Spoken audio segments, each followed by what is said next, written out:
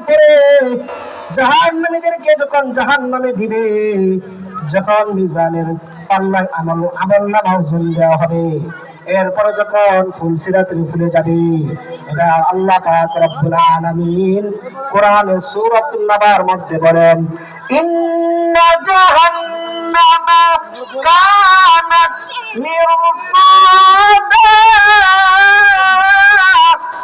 আল্লাহু আকবার বলেন। জাহান্নাম উট পেতে বসা আছে কার জন্য?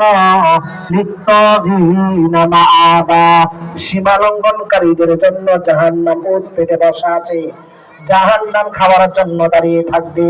আসরের ময়দানে যখন সমস্ত মানুষ ইয়া নাফসি বলে চিৎকার করবে, মানুষগুলা দৌড়ায় আদম নবীর কাছে যাবে। আদম নবীর কাছে গিয়া বলবে, ও আমাদের পিতা, আমাদেরকে জাহান্নামের আগুন থেকে বাঁচাও। আদম নবী বলবে, আমি পারবো না, তোমরা নূহ নবীর কাছে যাও।